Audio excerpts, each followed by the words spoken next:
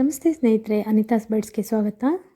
ನಾನಿವತ್ತೊಂದು weight loss ಡ್ರಿಂಕನ್ನು ಮಾಡಿ ತೋರಿಸ್ಬೇಕಂತ ಅಂದ್ಕೊಂಡಿದ್ದೀನಿ. Weight ಲಾಸ್ಗಿಂತ ಮುಖ್ಯವಾಗಿ ಈ ಡ್ರಿಂಕನ್ನು ಬೆಳಿಗ್ಗೆ ಎದ್ದು ಡೈಲಿ ಮಾಡಿ ಕುಡಿಯೋದ್ರಿಂದ ಶುಗರ್ ಲೆವೆಲ್ ಆಟೋಮೆಟಿಕ್ಕಾಗಿ ಕಡಿಮೆ ಆಗುತ್ತೆ, ನಾರ್ಮಲ್ ಲೆವೆಲಿಗೆ ಬರುತ್ತೆ.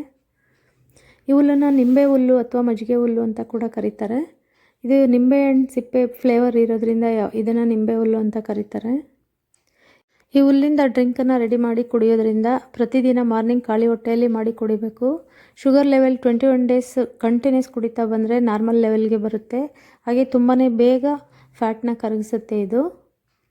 ಈ ಹುಲ್ಲಿಂದ ಡ್ರಿಂಕ್ ಹೇಗೆ ತಯಾರಿಸ್ಕೊಳ್ಬೇಕು ಅಂತ ತೋರಿಸ್ತೀನಿ.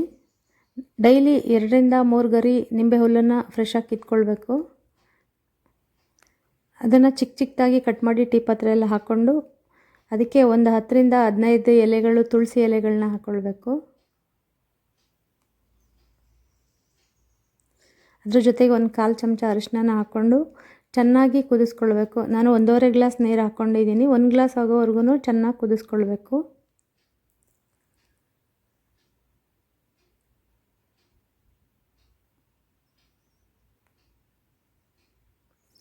ಈ ಹುಲ್ಲು ಫ್ಲೇವರು ತುಂಬಾ ಚೆನ್ನಾಗಿರುತ್ತೆ, ಸುವಾಸನೆ ಭರಿತವಾಗಿರುತ್ತೆ. ಹಾಗಾಗಿ ಇದನ್ನು ಬೆಳಿಗ್ಗೆ ಟೀ ಜೊತೆ ಕೂಡ ಹಾಕ್ಕೊಳ್ಬೋದು, ಒಳ್ಳೆ ಆರಾಮ ಇರುತ್ತೆ.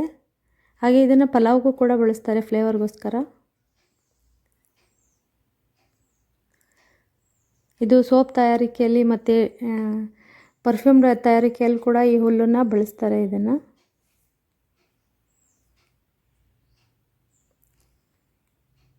ತುಂಬ ಬೇಗ ಫ್ಯಾಟನ್ನು ಕರಗಿಸೋಂಥ ಹುಲ್ಲು ಇದು.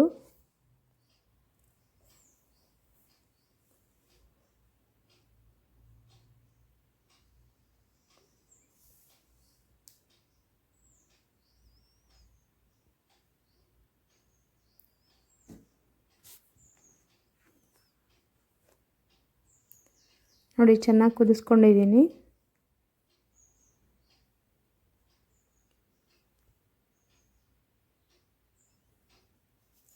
ಆಫ್ ಮಾಡ್ಕೊಂಡಿದ್ದೀನಿ. ಇದಕ್ಕೊಂದು ಅರ್ಧ ನಿಂಬೆಹಣ್ಣನ್ನು ಹಿಂಡ್ಕೊಂಡು ಕುಡಿಬೇಕು. ಹಾಗೆ ಕುಡಿಯೋಕ್ಕೆ ಕಷ್ಟ ಅನ್ನೋರು ಒಂದು ಅರ್ಧ ಚಮಚ ಜೇನನ್ನು ಹಾಕ್ಕೊಳ್ಬೋದು. ಇಲ್ಲ ನಾವು ವೆಯ್ಟ್ ಲಾಸ್ ಮಾಡ್ಕೊಳ್ಬೇಕು ಅಥವಾ ಶುಗರ್ ಲೆವೆಲ್ ಕಡಿಮೆ ಮಾಡ್ಕೊಳ್ಬೇಕು ಅನ್ನೋರು ಏನೂ ಮಿಕ್ಸ್ ಮಾಡೋದು ಬೇಡ, ಹಾಗೆ ಸೇವನೆ ಮಾಡಬೇಕು. ಯಾವ ಫ್ಲೇವರು ಬರೋಲ್ಲ ಅಥವಾ ಒಗರು ಆಗಲ್ಲ, ಆರಾಮಾಗಿ ಎಲ್ಲರೂ ಸೇವಿಸ್ಬೋದು ಇದನ್ನು.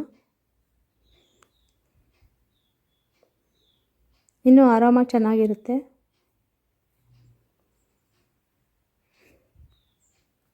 ನಿಂಬೆಹಣ್ಣನ್ನು ಹಿಂಡ್ಕೊಳ್ತಿದ್ದೀನಿ.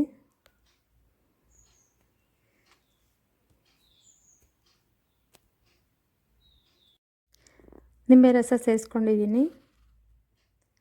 ಫೈನಲ್ ಆಗಿ ಈಗ ವೆಯ್ಟ್ ಲಾಸ್ ಡ್ರಿಂಕ್ ರೆಡಿಯಾಗಿದೆ.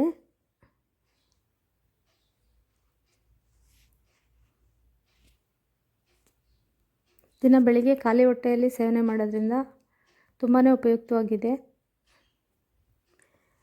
ಈ ವಿಡಿಯೋ ನಿಮಗೆ ಇಷ್ಟ ಆಗಿದರೆ ಲೈಕ್ ಮಾಡಿ, ಹಾಗೆ ನನ್ನ ಚಾನಲ್ನ ಸಬ್ಸ್ಕ್ರೈಬ್ ಮಾಡ್ಕೊಳ್ಳಿ ಸ್ನೇಹಿತರೆ. ಧನ್ಯವಾದಗಳು.